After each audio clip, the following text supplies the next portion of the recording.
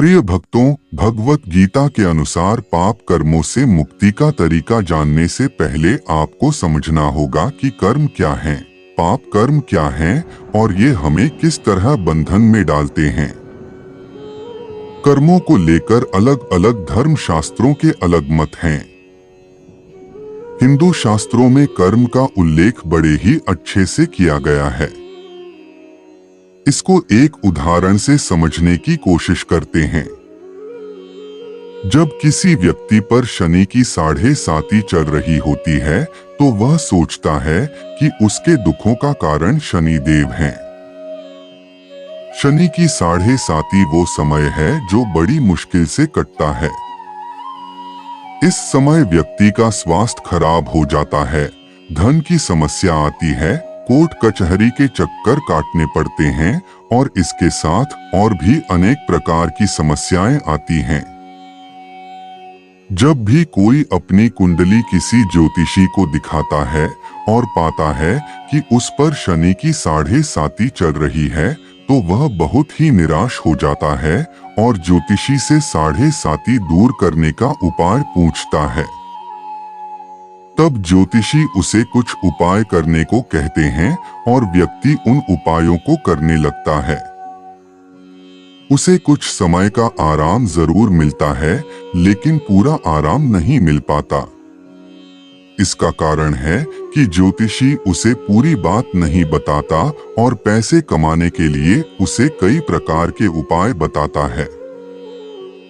शास्त्रों में बताया गया है कि कोई भी किसी के सुख और दुख का कारण नहीं है, बल्कि सुख और दुख का कारण व्यक्ति के अपने ही कर्म हैं।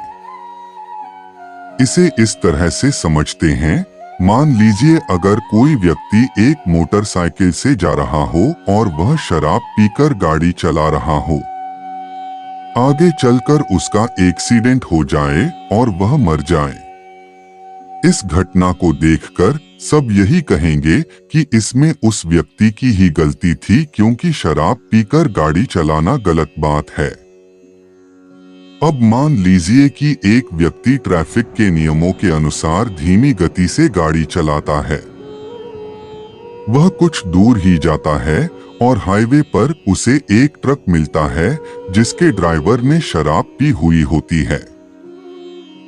वह व्यक्ति आगे चलकर रेड लाइट पर रुक जाता, लेकिन पीछे से आ रहा वह ट्रक ड्राइवर नहीं रुकता और उसे टक्कर मार देता है।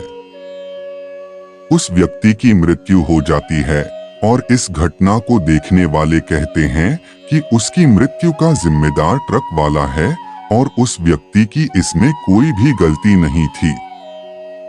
इस तरह हम अपने मत अनुसार सही गलत का निर्णय कर लेते हैं, लेकिन अगर शास्त्रों की माने तो दूसरे वाले व्यक्ति की मृत्यु के जिम्मेदार उसके अपने कर्म थे और पहले वाले व्यक्ति की मौत के जिम्मेदार भी उसके अपने कर्म थे।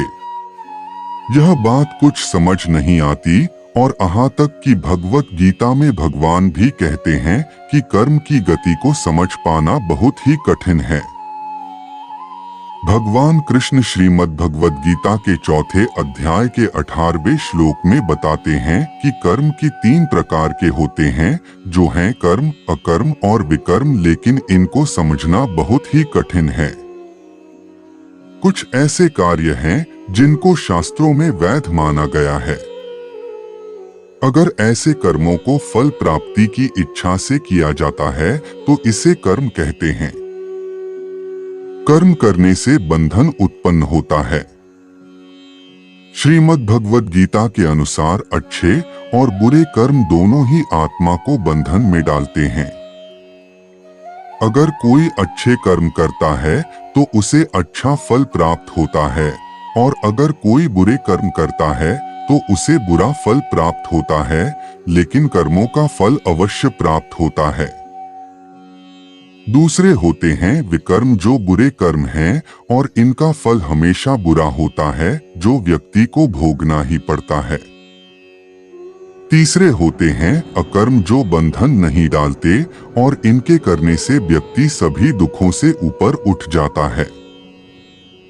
अकर्म वो कर्म हैं जिन्हें फल की इच्छा के बिना ही किया जाता है, जैसे कि अगर कोई भगवान की पूजा करता है और बदले में कुछ नहीं चाहता हो, यह एक अकर्म है। अकर्म करने से कोई बंधन प्राप्त नहीं होता और अकर्म करने से व्यक्ति अपने पूर्व पापों से भी छुटकारा पा लेता है।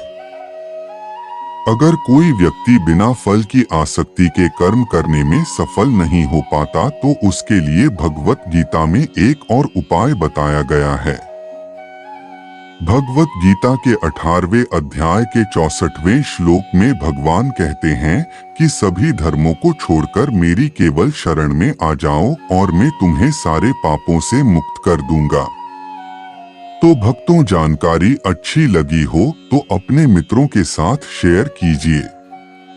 इस वीडियो को लाइक कीजिए और इस चैनल को सब्सक्राइब जरूर कीजिए।